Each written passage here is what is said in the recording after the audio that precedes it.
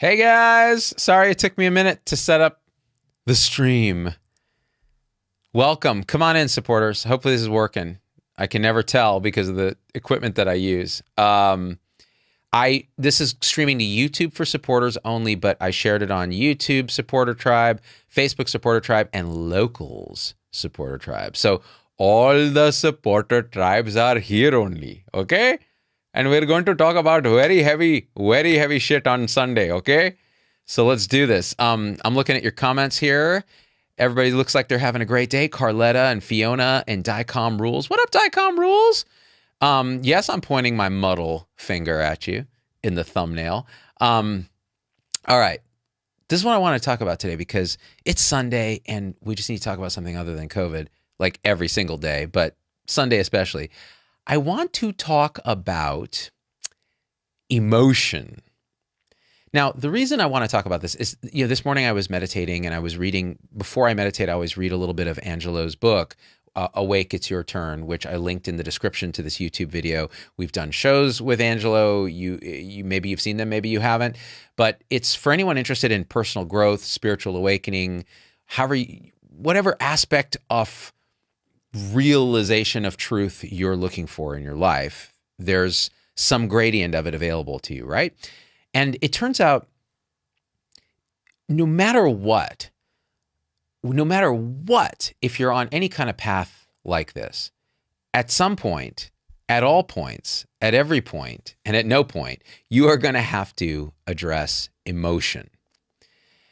Because humans are incredibly good animals at disambiguating themselves or putting emotion at a distance, repressing, denying, projecting emotion, not really experiencing emotion as it is. And this is early conditioning that we've had as humans to, when we teach little kids, hey, you're feeling all these emotions, you're incredibly empathic, like put the brakes on that. You're going to get hurt. You're going to embarrass yourself. It's not socially acceptable. By the way that you're expressing anger, say, is maladaptive.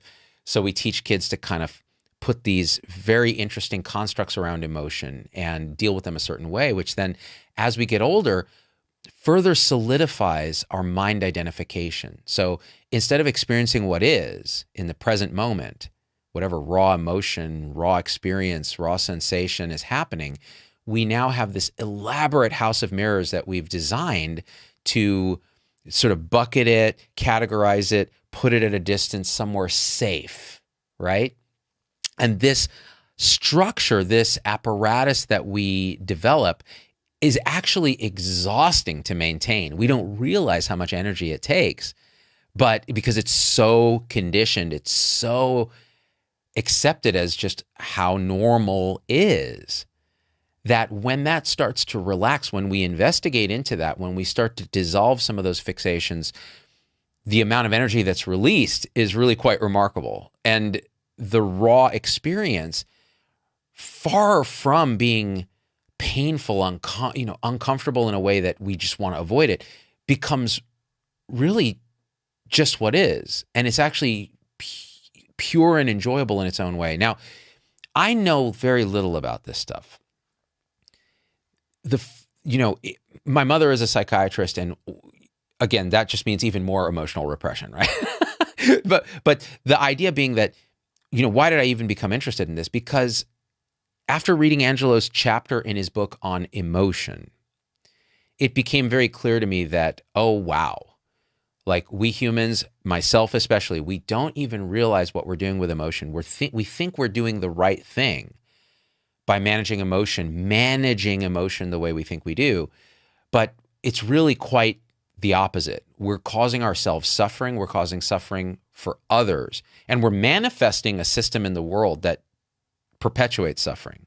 So what I want to do, because this is supporters only and it's Sunday, is, and I want you guys to discuss in the comments kind of with each other, like how insane I am.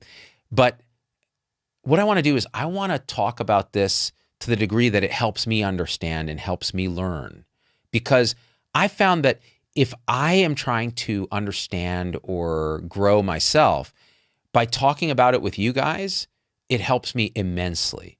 And it's not really teaching, it's more a conversation, because in order to teach, you kind of have to understand the material. So we're going to come to an understanding together of this. Okay, so first of all, if you haven't gotten the book, Awake, It's Your Turn, you should consider it.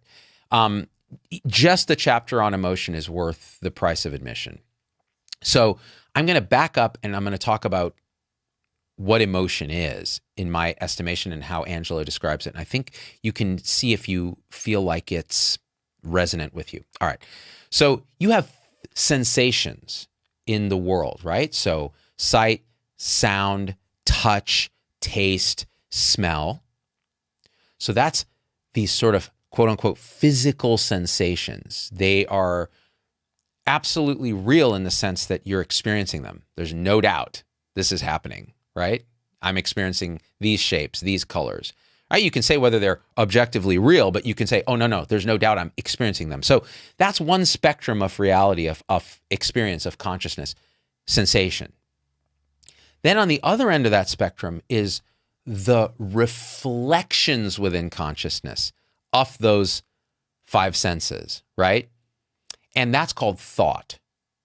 So a thought is a reflection in human consciousness of, say, sound. So a verbal thought is a reflection of the sound of voice.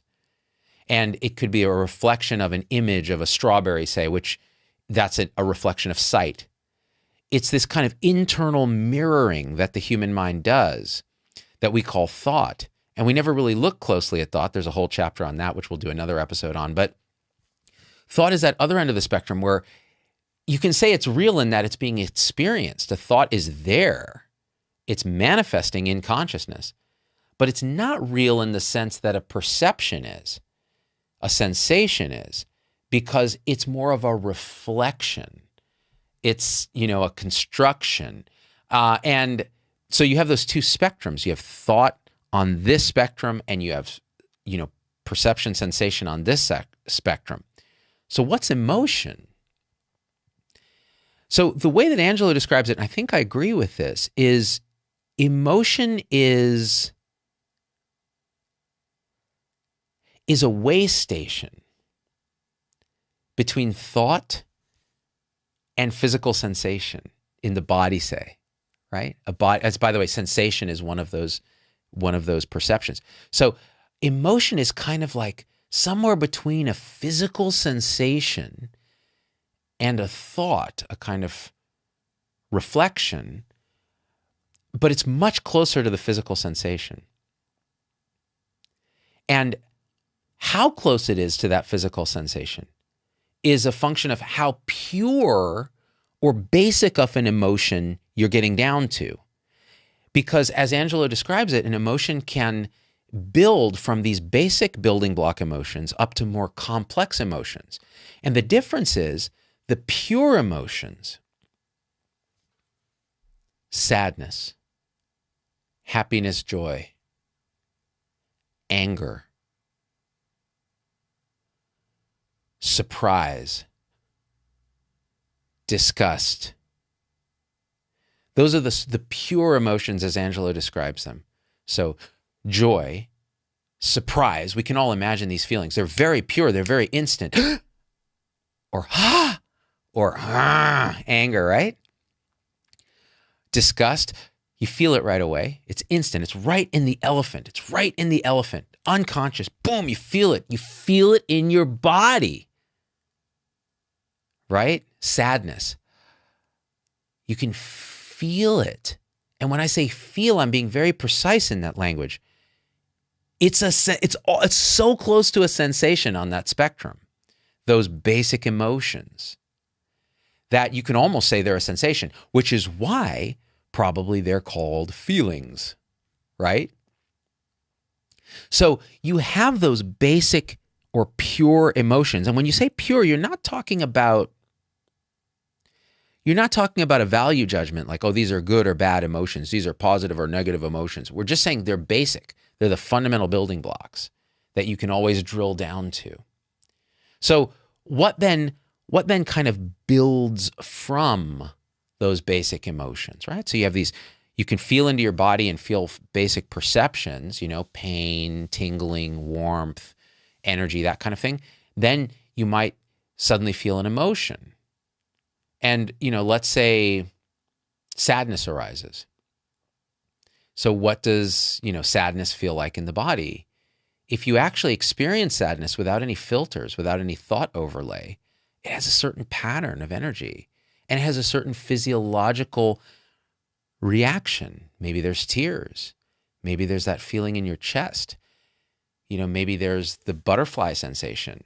Maybe there's a whole series of ways that sadness can manifest in its purest form without any thought or belief attached to it, just experiencing pure sadness. What is that like? Well, very rarely do we experience that. Because the minute the sensation of sadness in its pure form arises, and remember, these things arise unconsciously from the elephant. You don't have to sit and analyze why it's there, where is it coming from, what's the source. Forget all that. Just feel it. It comes from nowhere, and there it is, passing through you like a weather pattern, right? But what have we done with our years of conditioning? What have humans done? They've taken the other end of that consciousness spectrum, thought, which is reflective, which is a kind of construction, and we've applied it to emotion in order to put that emotion a little bit further at a distance, to package it, keep it safe, and stay mind identified so we feel separate and have a sense of agency and a sense of doership in the world. So that conditioning happens very, very young. So let's take, pure sadness, pure anger, pure happiness, pure disgust, pure surprise. And let's start applying the filters of thought and belief. So what are a couple of thoughts and beliefs that you can apply to every single emotion? Well, it turns out time is a belief and a thought. It doesn't exist in an absolute sense. When you investigate your raw emotions, they don't exist in time. Time is something the mind creates after the fact. And that's a thought-based structure. And the belief, which is a thought-based structure, says, I exist in time. I have a past. I have a future. So when you apply past and future as a belief and a thought to raw emotion, you make those emotions slightly more complex. So now, instead of just sadness and anger or something that are the raw emotions that might arise, you've complexified it across time and you've said, oh, I feel bad about something that happened to me in the past, or I feel bad about something I did in the past. What's that emotion called? Guilt. Take it a step further. I feel bad about who I am because of something that happened in the past. What's that emotion called? Shame. We've taken the basic building block emotions. We've added the perception of time as a thought. We've then added another perception of thought. This idea that I am separate from you. I'm separate from this. I'm a separate self moving through time and space. Well, now you add these axes of emotion: time, past and future, and self and other.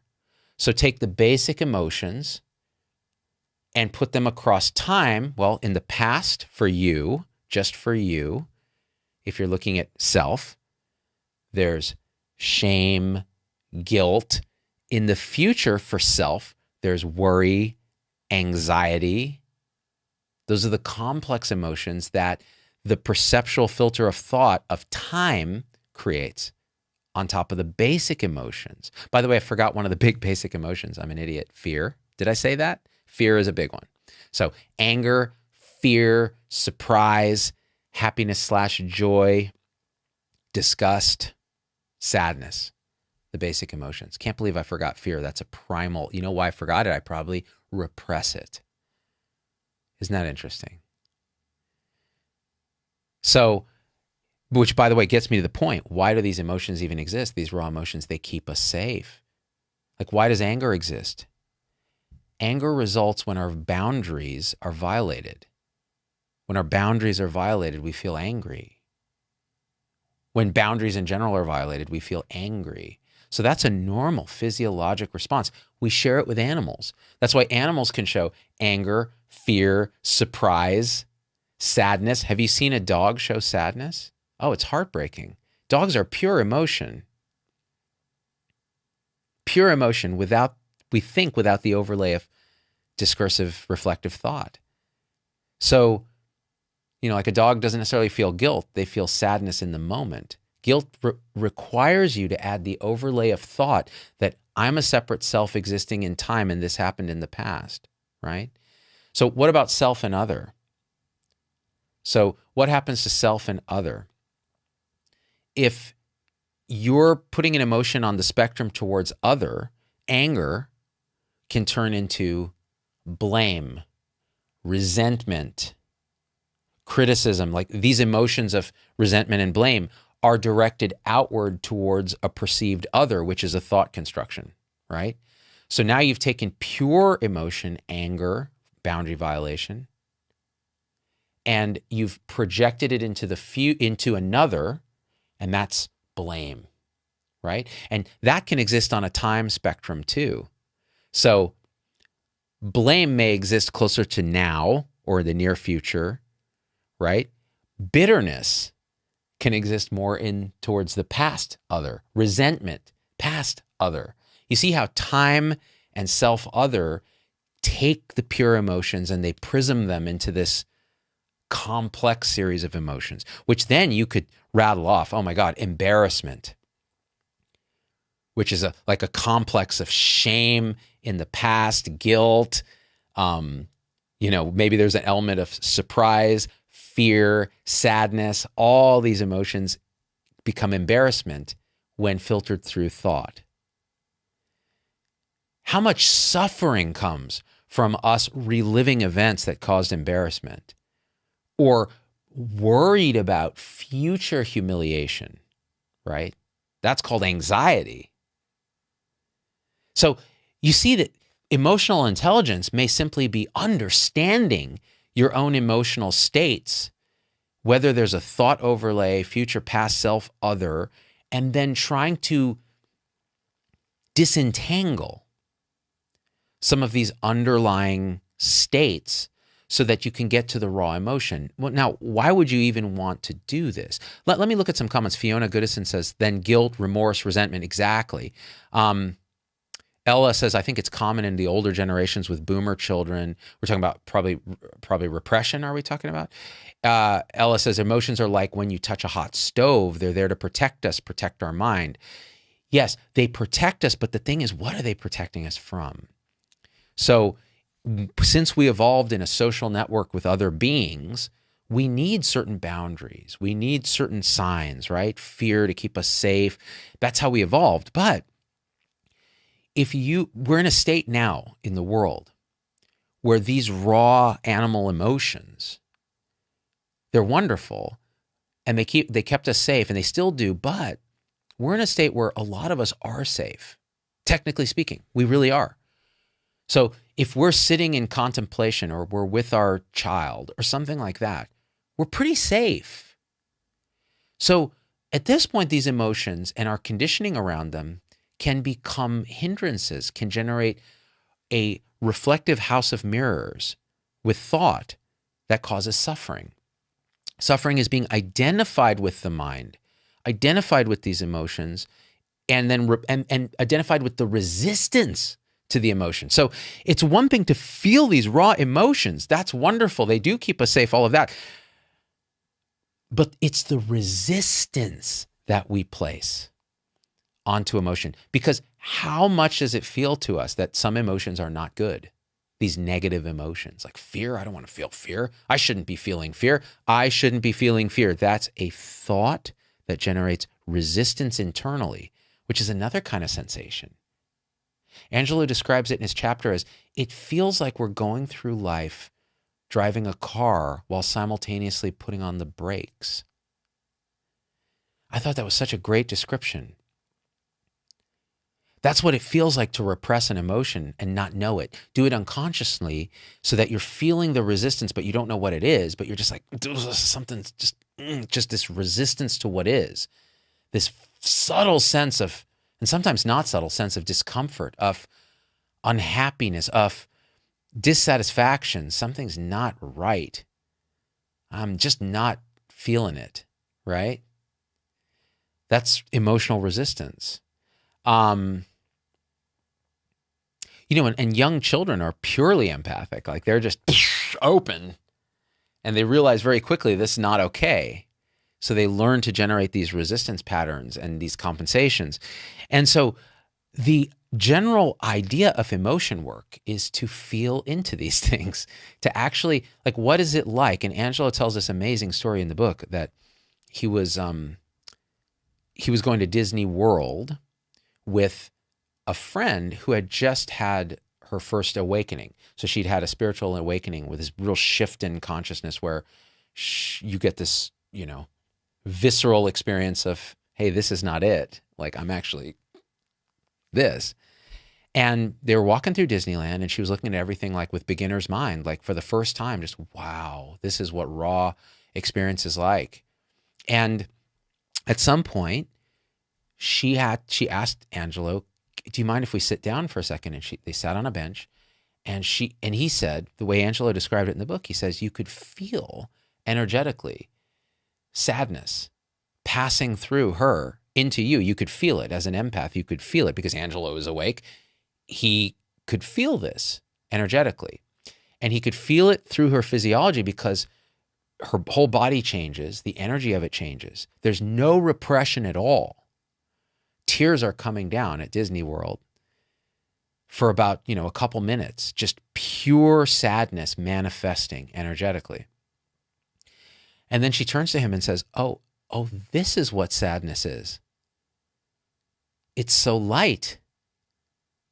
It's there and it passes through you. And he described it like a rain shower that passes through and leaves everything just glistening in the sunshine. And then you're on to the next thing.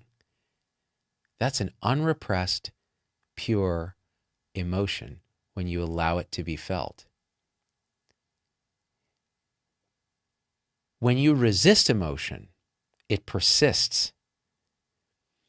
When you resist emotion, you generate this pattern of energy that instead of that emotion passing through the physiology in minutes, it's there for days, weeks, years. Your entire life distorts around this repression. This is very common in men. Very common. You see it in women too, but man, is it common in men. And because men are okay with expressing one emotion, anger. Like that's okay. But every other emotion, it's like, So yeah, sun shower, Carrie Howson. That's beautiful. Ella Bridges, sounds like shared experiences, Carrie. Talking to Carrie about, when your 86 Chevy dies, the alternator dies in the third lane of the Mass Pike, you're 17. Dude.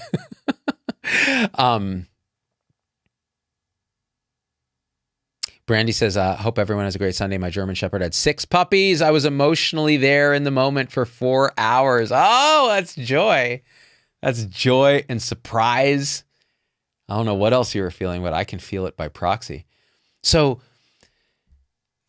one of the points I think of working on emotion, your own emotional intelligence, for lack of a better term, is to get back in touch with the pure emotion, to recognize the complex emotions, to then drill down and go, what's under that? What's under that? What's under that? What am I really feeling?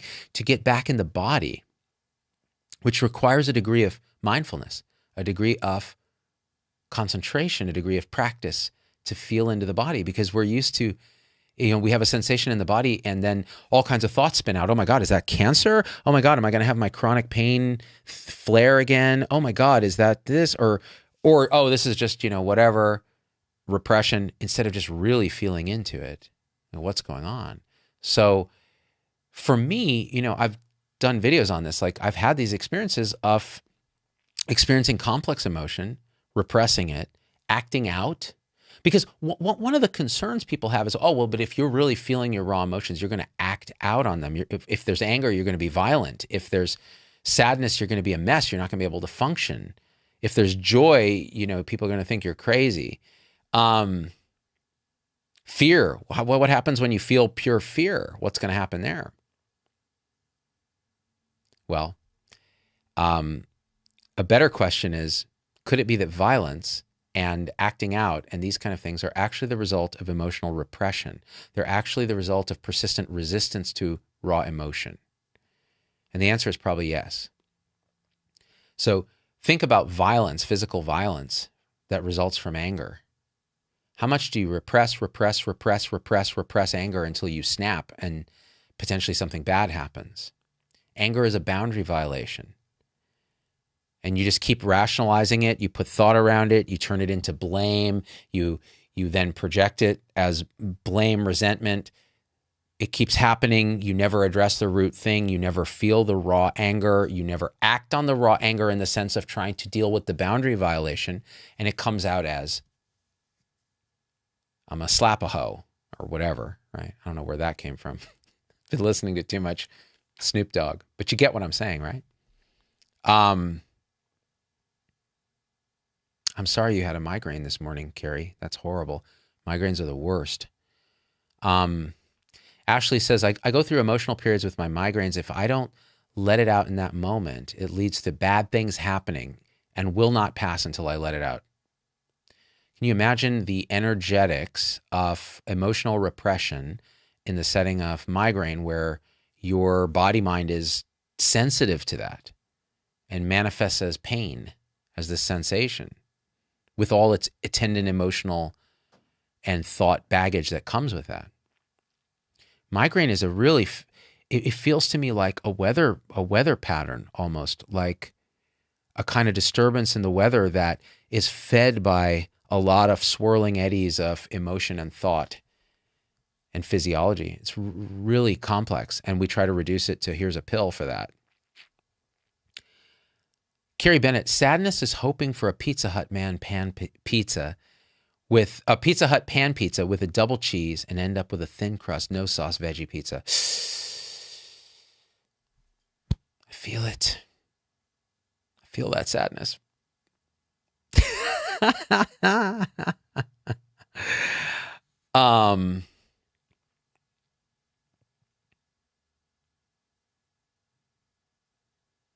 I enjoy these comments. These are great comments. Okay, listen. So in Angelo's book, the chapter on emotion, he goes into further. In fact, I'm just going to pull it up here because I think it's just so fascinating. So then he talks about, I'm just looking at this, like one of the most, so about midway through that chapter, he talks about some interesting things. He has a quote from David Cronenberg about dolphins. So check out this quote. Dolphins read each other's emotions by sonar, and it's the inside of the body, the configuration of the viscera that lets dolphins know whether the dolphin they're meeting is tense or happy. Their emotions are much more connected with the insides of each other's bodies. We don't have that. It's like denying 90% of what we are physically and not knowing it. Isn't that interesting? And then Angelo says, at some point, when you're talking about experiencing pure emotion, it becomes closer and closer and closer. There's no distance between you. That self-other collapses, time and space collapse, and there's just this. That's this non-dual experience. And he describes it like this. At some point, the energy of emotion is experienced with zero distance, non-dualistic clarity. With this, it's understood and becomes instinctually obvious that we've been running from and resisting that which we most desire, wholeness. The bliss of intrinsic intimacy radiates from vivid sensory body sense experience. There's no receiver of this other than the experience itself, which also self-releases only to be replaced by other phenomena. This replacement doesn't happen in time, and nothing is lost or gained. Nothing begins or ends here. Now that can sound really weird to people, but that is absolutely it. In the rawest sense, outside of space and time, when you drill down into emotion, it's this beautiful self-experiencing, vibrating pattern of energy that is as real. It's the only real thing in the universe at that moment, only to be gone and replaced by the next real thing right now and now and now and here and here and here into eternity. And that's what we are, is this radiant phenomenon self-experiencing themselves. And from that, isn't this amazing? From that basic binary source code of reality, complexifies this. Like, it's insane. And yet there it is. And you can call the emptiness from which these phenomena arise, you could call that God if you'd like. Anyways, it's Sunday, bitches. This is what we do. We should just call this Spirituality Sunday Rounds. Everybody's going to tune out. I don't even know how many people are watching because I can't see it on, so I don't know if I'm losing all the audience. I can't see it on my computer, but I might be able to see it on this. Hang on. Let me see if I can, because that would be kind of dope. Home, channel. Bear with me, fam. I just need to figure this out, especially for future stuff. Your channel, and then I go to community, and then I click this. Computer, but I might be able to see it on this. Hang on. Man, that's a delay. It's a delay of a good 30 seconds. Okay, 53 people. Nice. I'll just leave this up so I can see. Oh, and I can see your comments too. This is great. Is that actually a word? Complexifies, Carrie Howson. I made it up. I have a lot of neologisms, Carrie. No, seriously though, when you experience raw sense phenomenon, there's no you that experiences them. They self-experience. That's non-duality. They're just happening. And from that basic happening, over billions of iterations, we've created thought, emotion, organisms, a world, the appearance of stability and time and space, which is a thought construction, the appearance of distance, which is a thought filter that applies to raw sensation. And with meditation, you can actually cut through the filters, relax the filters, and experience raw reality. Not everybody wants to do that. I swear to God, he read our chat. Which chat, Carrie? Oh, man. I love when you make up words. I've started doing that too. I do it on the daily. All right, so as Angelo progresses through the chapter past that point, he talks about working with emotions. So this concept of healing. And in many ways, you know, people, like, what does he say here? It's really interesting. The punchline is, he says there's two approaches to this idea of healing. He says one is a point of view from the conceptual or cognitive identity. In other words, a thought-based construction of healing. And he says from this point of view, healing is a challenge. It takes time, work, sacrifice.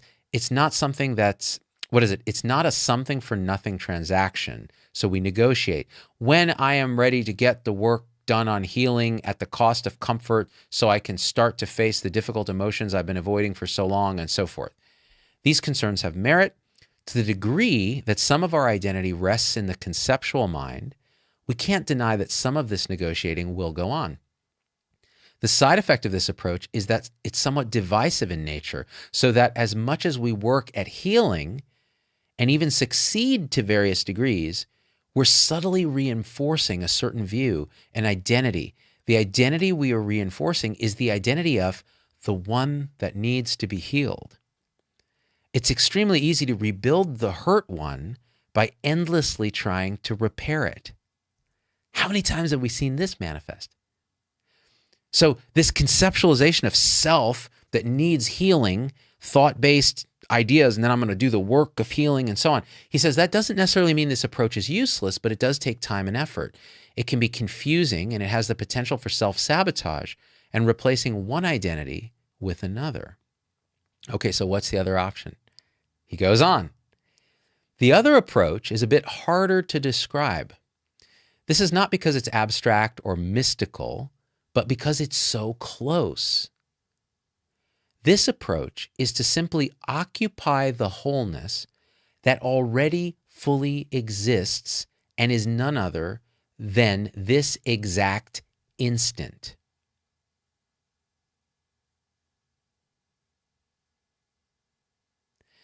It is the position of the body in this moment. It is the sounds in the room. It is the colors and shapes and movements dancing before your eyes. It is every sensation in the body. It is the somatic sensations, such as the feet touching the ground, the sensations in the hands and the fingers, the sensation of the tongue and the lips. It is also the more vaguely located visceral sensations in the gut, the chest, the neck, the head, that may or may not correspond to certain emotion, belief, identity patterns. When we rest in this directness, then any emotion state that occurs is automatically given a home. The healing is automatic. We can feel that these emotion states were never in need of repair. We were never in need of repair. The truest healing is the experience that feeling is healing. Just allow yourself for a second to understand that. Feeling is healing. Truly experiencing the body, the emotions, the sensations now and now and now. Bringing yourself out of mind into this now is healing. Because the perception of the one that needs healing drops away. The resistance patterns of thought drop away. The suffering generated by the house of mirrors that is thought drops away. And there's just this.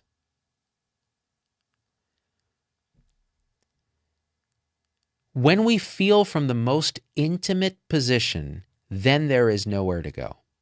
There is nothing to fix. There is no need for repair.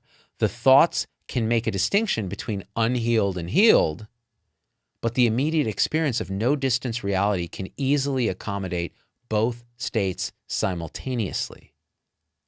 Rest here. So that's just one example from this chapter. Oh, man. Let's go to your comments. I'm going to look at them on the phone just to mix it up. Oh, get my reading glasses because I can't see. Look at these Costco readers, baby. There it is. Now I can get up close. Look at that. Thank you for that. I really needed it, Carrie Howison. Thank you, Angelo. That is hard, Fiona Goodison. Is it hard? Is it hard? It is. You know why it's hard? Because our mind generates this idea of hard, difficult. All resistance, all effort, all stress, all difficulty is mind generated. It's all thought generated. It's a thought. Hard is a thought. Look for hard in your current experience.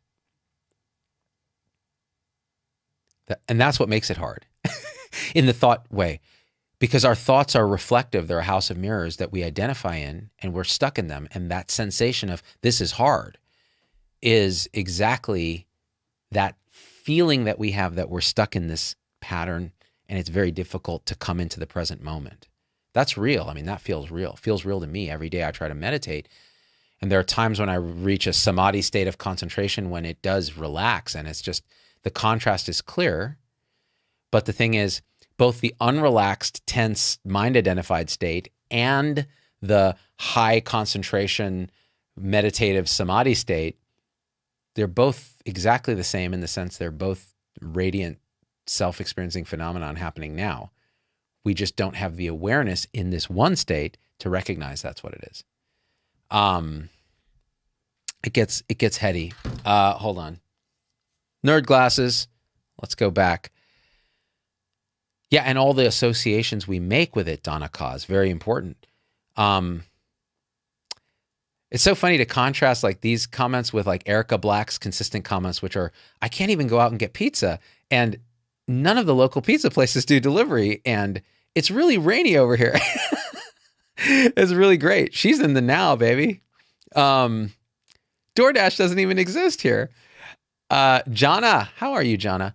The harder it feels, the more you need it. Well, yeah, definitely, right? Because if you're pushing up against that resistance pattern, it definitely means that you need to, that's a place you need to go. Nobody needs to do anything, right? It's a place that it would be interesting to go. June Black, I have the book and I'm trying. I think I'm not ready. Angela says it happens when you're ready. Exactly. Don't force it. Don't force it if you have the book and you're not feeling it yet. Don't force it. One day you'll wake up, look at a chapter and be like, where has this been all my life? But if you do it too soon, you'll just be like, I'm not feeling this at all, right? Very, very important to distinguish that. What else does he talk about here, man? So much good stuff. The emotion sequence. So in this section, he says, we'll look at the sequence through which an emotion evolves in consciousness. If we look closely at a singular emotional cascade, we'll find a pattern by which the emotion evolves from a physical experience based on momentary conditions to a narrative in our minds. Okay, so this is interesting. This is worth reading. You guys, can I read it to you guys? Angela wouldn't be mad because his whole goal with the book is that people actually experience it. He doesn't care, like whether you buy it, whether it's read to you. It doesn't matter. It's nice if you buy it because it supports his effort that he took over 3 years writing and rewriting it. But either way, the idea is to wake people up. So he says, the first step or inflection in the sequence is that there's a physiologic response in the body to momentary conditions, both internal and external. So whatever something happens in causes and conditions internally or externally, and it triggers this physiologic response, this sensation response. This consists of a pattern of sensations associated with body responses. The responses may be very subtle, such as mild, often unnoticed muscle tension. Ooh, I know that feeling. Or a slight increase in heart rate. Or they may be much more obvious, like sweating, shaking, or a physical startle response. We all know these experiences. Happened every time I used to be on call. I'd have to go in, or I'd get a call from, my beeper would go off. It would be like a flush of startle, flush through my physiology, followed by the emotional cascade. Get ready, here we go. Or they may be, okay, so let's see. So as the physical experience occurs, there's an immediate inflection in consciousness that could be called the most fundamental distortion of perception. I'm going to read that again. As this physical experience occurs, so this is a physical experience, right? Physiologic experience, pure sensation. There's an immediate inflection in consciousness that could be called the most fundamental distortion of perception. All right, so what's this? I'm on pins and needles. It happens so quickly that most of the time we completely overlook it. That is, that we decide based on predispositions and experience, what general category does this emotion or experience fall into? The two basic categories are, I like this and I don't like this. Let's rewind. Something happens in causes and conditions in the universe that triggers a physiologic emotional response of sensation in your body. Anything from subtle muscle tension to shaking, sweating, startle response. That's a pure sensation. Immediately, the mind system takes its thought engine and makes a judgment. That's a thought-based thing.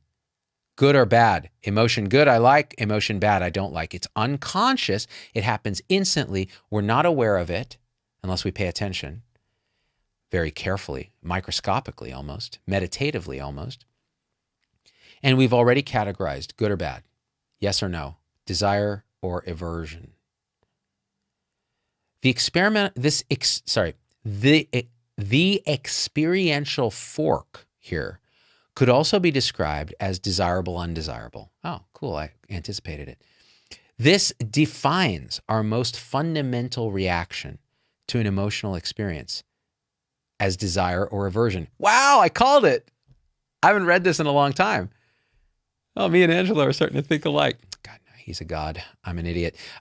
We could also say that this step defines our most basic position in relation to an experience. So any experience we have, we've already chopped it up. The mind has chopped it up into desire, I want that, or aversion, good or bad. And this is a fundamental distortion of the original perception, because the original perception is a pure thing. It's pure in itself. It's just an energy pattern. So example, he says, this is uncomfortable. I don't prefer it. The second step inflection in the sequence, this emotional cascade, is to provide emotion or experience with a label. This also occurs so quickly that we usually overlook the step of processing. So we could say that this labeling both defines the emotion and categorizes it. So example, I'm feeling envy. I'm feeling envy. The third inflection, so now we label it. So we say good, bad. So the pure sensation, good or bad. The label, I'm feeling envy. The third inflection in the sequence is that a narrative is developed in response to the first two inflections. Then this narrative will have the overarching feel or mood of the first inflection, desirable or undesirable. It'll also be a narrative that fits the label and category of experience defined by the second inflection. All right, so let's show an example. I'm envious of John's relationship with his girlfriend. All right, so let's go back. You have a sensation due to causes and conditions. You categorize it, good, bad. Okay, so we've categorized this as bad. The next step is the mind goes, envy. I'm feeling envy. The next step is a story around that to explain it. I'm feeling envy of John's relationship with his girlfriend.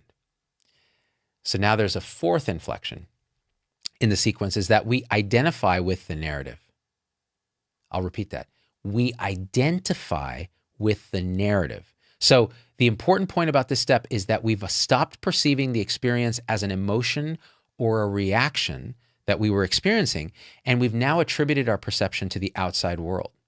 So remember, we've created self and other and time and space.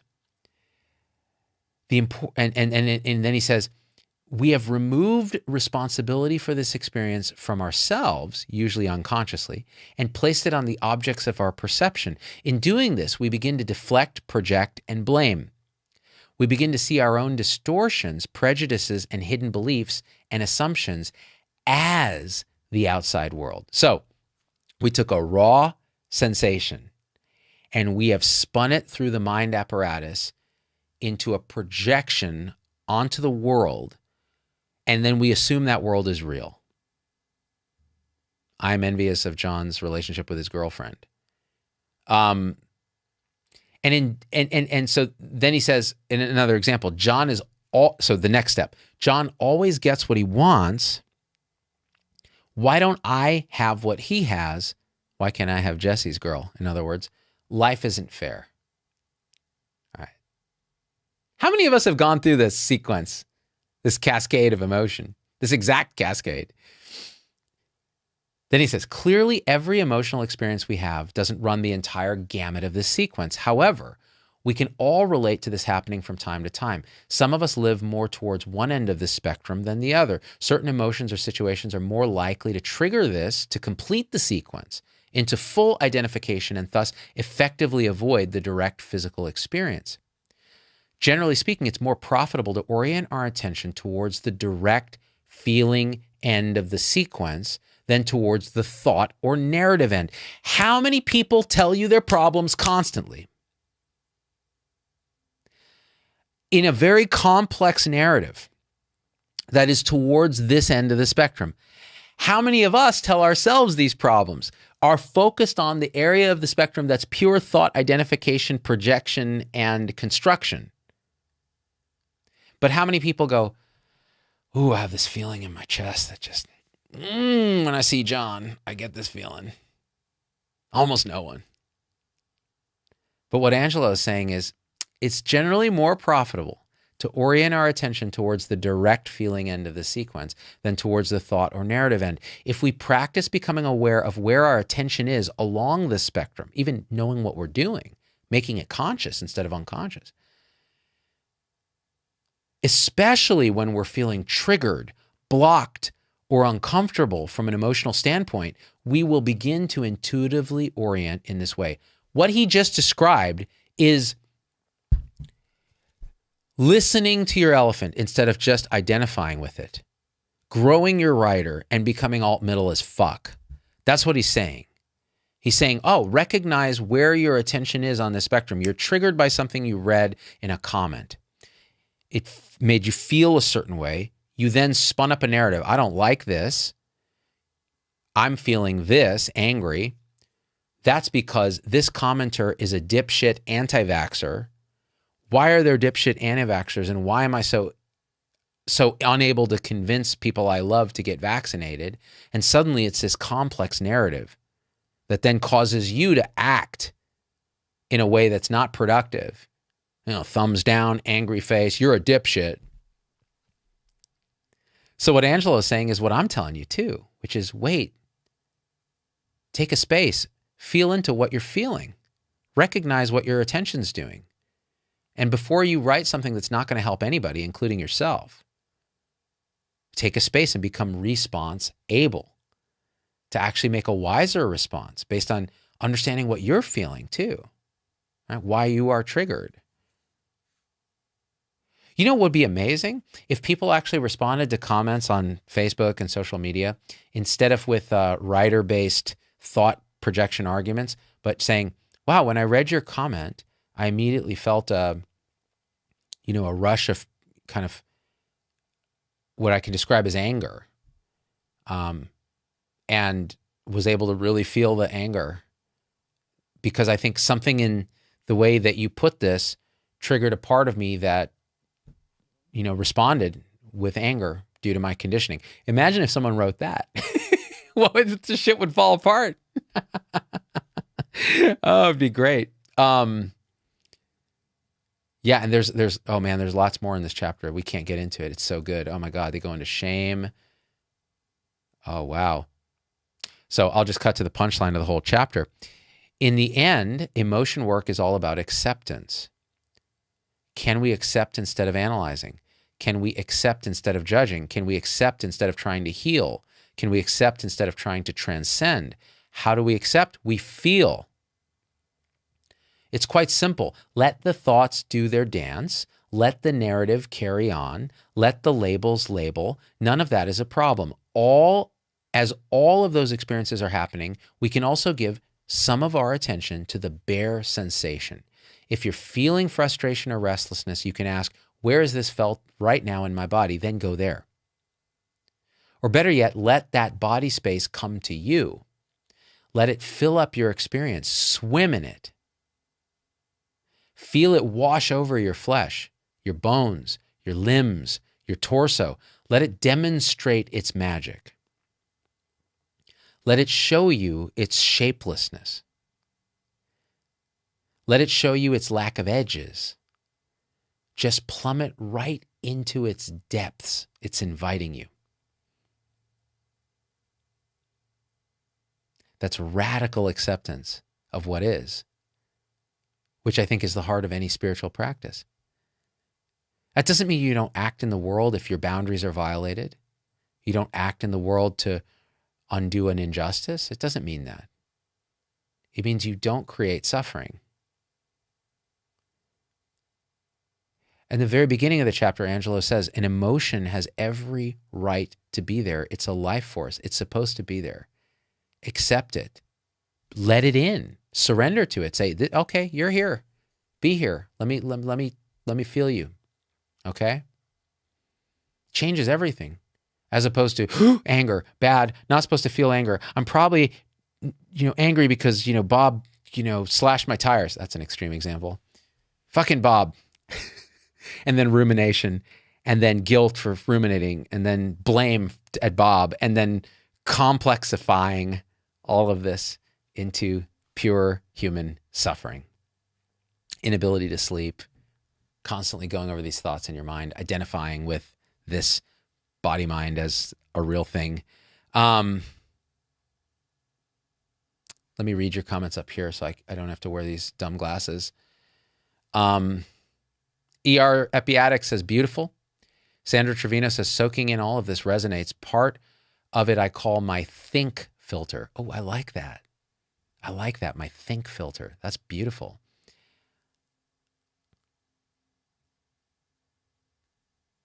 Kim M. Okay, but what do I do about the greased slide? My thoughts race out of my mouth before, probably means before I can filter them. Sometimes that's okay. But if you're conscious of what you're doing, if you're unconsciously speaking, that becomes problematic. Anything you can bring awareness to, that you can shine the light of consciousness on, just really be aware of, feel into, is not bad. It's what is, right? To simplify it. I shock the room, says Kim M. So do I, believe me. Erica Black. I can't say what I want to do to my upstairs neighbors. Erica is always quite practical. You guys want to hear a funny story? So remember I told you I was, I think I might have told you this, maybe not. I told you that on Thursday, I did that talk for the Obstetrical Society of Philadelphia. It's like the second oldest OB society in the country, 150 years old. And I log on to the Zoom. I think I told you guys, the Facebook people, in my backyard rounds the other day. It was like 80 docs, nurse, midwives, etc., via Zoom. And so they said, log in a little early so we can make sure everything's working. So I did. And I saw the four faces of the leaders of the organization and the coordinator who I, connected with before. And I'm like, hey guys, this working? Yeah, it's working. Hey, there's Dr. Z. Oh, hey Z. Oh yeah. Okay. You guys hear me okay? Okay. We're unmuted. Great. Everything good. Wonderful. Yeah. And then, they said, you look good. And I said, yeah, but I'm not wearing pants. And they were like, ha, ha, ha, ha. And they said, one of them said, that's an HR violation. You can get called up in front of hospital HR for that. That's why the professors generally wear pants. And I said, what did I say? I said, yeah, when I do it on rounds, usually it's the male residents that report me because they're just intimidated, by what I've got going on. And I thought I was just joking with like the leadership of this thing. It turns out they were all very silent after I said that. And I was like, wait, what? And then I looked down and there's 80 people. You just can't see them because Zoom hides them all. But I said, I wiggled my mouse and it became apparent. There were 80 people watching. They were already streaming. This was not a tech check like it was billed. It was live. And I was like, you see my face. I just go, because listen, these are obstetricians, okay? Some residents, medical students, like there's so many people I could have offended and probably did, but it didn't matter because the talk went, I guess it went fine. But I noticed that in their Zoom descriptions of their names, when they would ask questions, they all had their pronouns in there, which made me think they're a little more woke than the average. So me talking about dicks out for Harambe on rounds is probably not. Again, no filter. Hashtag no filter. Risa Doobie, who works in OV. Come on. Well, technically, right? NICU. Come on, they're OB. Let's be honest. No one wears pants. It's true. They're scrubs. It's very different. Ella Bridges wears shorts. There you go. Risa says that's when you're like, okay, now that I've got your attention. Yeah. Oh, I had their attention. I said some crazy shit in that talk too, because I don't really prep these talks. I just go, I freeball it now, and man, they're off the rails. Yeah, it was pretty funny, Ella. Lizzie Magu says, this is the first time this awakening stuff has been relatable. You know what? that's what really drew me to Angelo's book, is the fact that these are practical realities that we deal with every day. Emotion, thought, like forget all the esoteric weird shit about streams entry and cessation and, you know, identity shifts and this and that. None of that matters. Like what matters is like, oh, can I understand myself and how I interact with others? Like, can I be better in the world, generate less suffering? If any aspect of the awakening process can do that for you, man, that's fucking worth doing, right? Do they pay you, June Black? Yeah, a lot. That's the thing.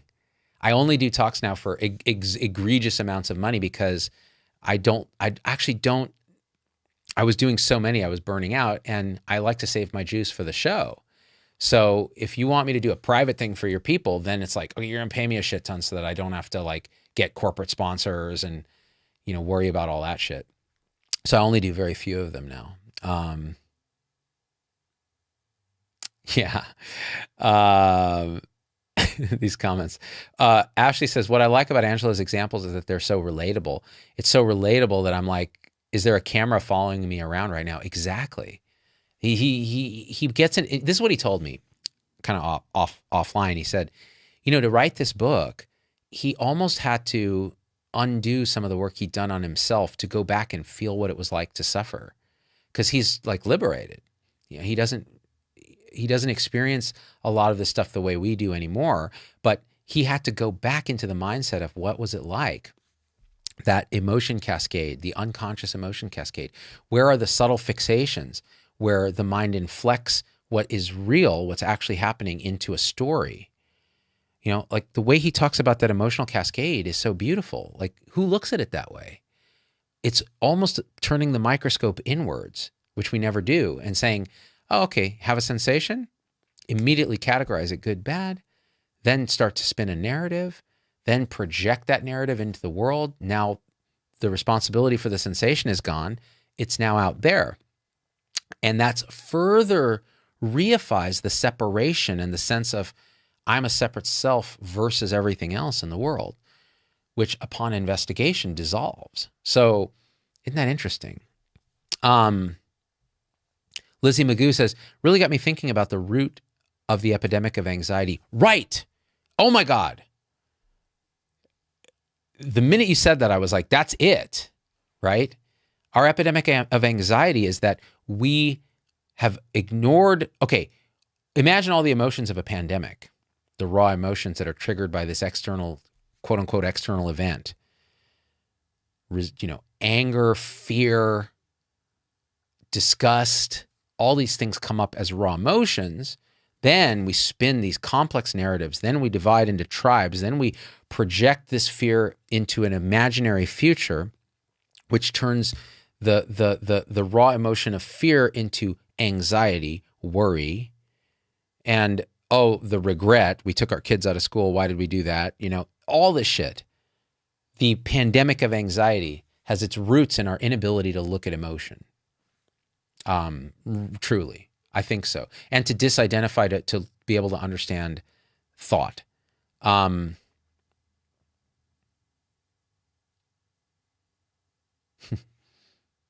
Yeah. So that's what I'm thinking today. That's what was on my mind since the morning, when I was meditating. And, you know,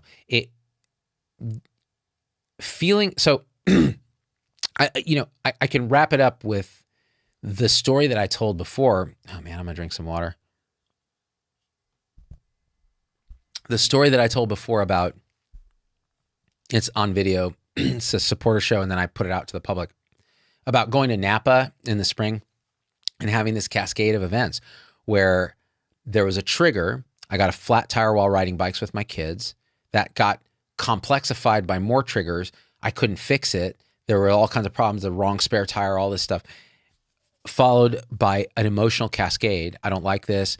Followed by anger, blame, like how dare this guy who gave me this tire give me the wrong thing, followed by, you know, complete rumination, like getting stuck in a narrative, like this vacation is ruined, false belief, because the kids really wanted to ride bikes and I was having a good time. We were out in this beautiful country on our bikes, And it's all ruined now. The whole vacation is shot. And me just being unable to get out of this loop. And then having read that emotion chapter just previously, reread it, and, told the kids and the wife, go to the pool.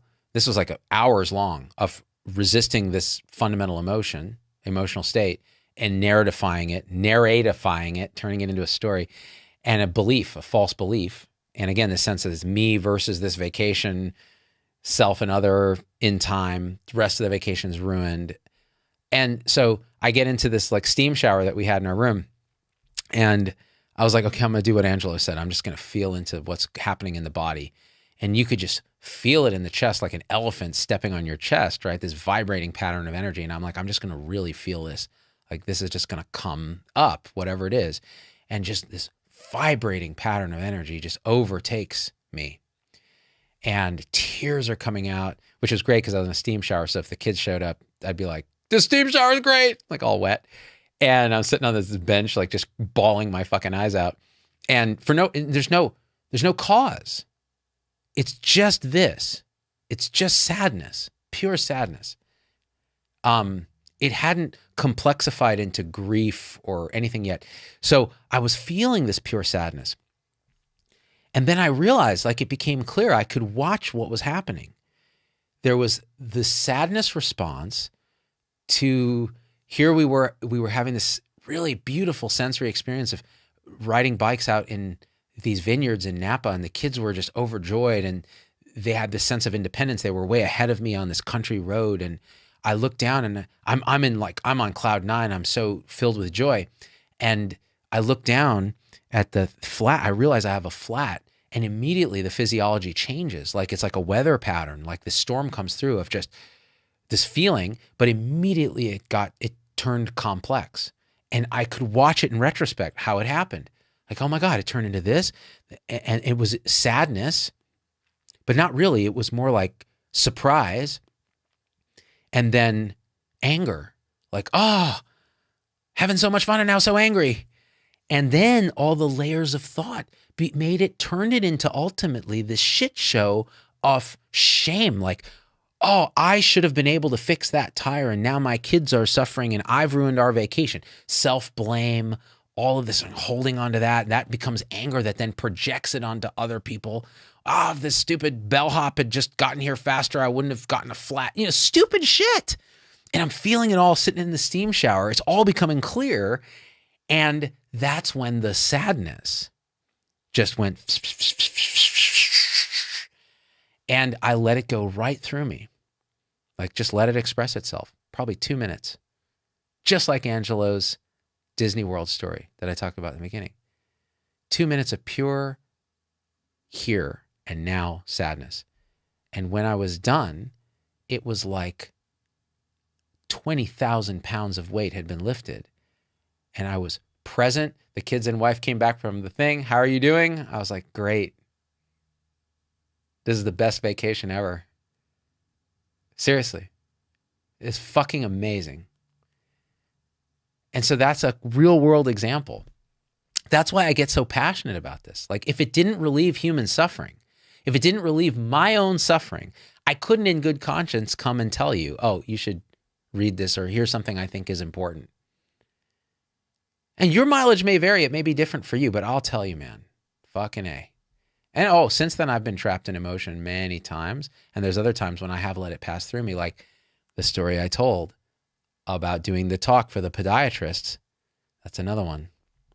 Same thing, feeling raw emotion. I happen to feel it on stage in front of 1,000 podiatrists. Whew. Erica Black, always with the practical. Steam shower sounds amazing right now. And Carrie Howson can't stop thinking about takeout. Do you guys remember George Takei did a commercial for some like frozen Chinese food, Benihana frozen Chinese food or something, where they tied him down in a chair and he's like, I won't do it. I won't eat frozen Chinese food. And then they force him to do it. And he's like, tastes just like takeout. I was like, Takei for the win, bitch. By the way, who saw Shatner go into space? I did. I watched it on YouTube. Oh my God, Shatner is such a drama queen. He lands, he's 90, gets out of the capsule. Jeff Bezos is masturbating with the champagne bottle, being a fucking tool that he is. And Shatner's trying to get his attention. And so Shatner finally gets his attention and he's like, Jeff, the beauty of space is unimaginable. The blue color transitions to black and endless stars. Every human should experience this. I'm like, you are such a fucking tool. I love it. It was so good. It was so good. Erica, you have COVID? Where'd you go and get COVID? Oh, I'm sorry you have COVID. That sucks. Oh my gosh, were you vaccinated already, or was this a breakthrough, or was this a virgin birth, as they say in COVID? You'll do okay. How does this apply to interpersonal stuff, Fiona Goodison? How does it not? Right? Like, I was not getting along with my family that day because I was so in my own head. I was projecting onto them. I was angry and irritable. And after that, allowing, like, everything was awesome. I mean, as awesome as it can be in my family. Debbie Jonke, Shatner, right? Yeah, that's right, June. The blue, the black, the blue. It was like billions of stars all at once. Every human. It was fucking, yeah, it was fucking crazy. It's fucking awesome. All right. I think we did a thing here. I got to get home to my family. We're going to have sushi after their violin lesson at the place I keep telling you guys about. I'm going to try to be present as fuck for the sushi. Every bite, I'm going to be like, oh, this fish died for my sins. Melissa Big Mac says, it's Takei, like you're a gay Uncle George. George Takei.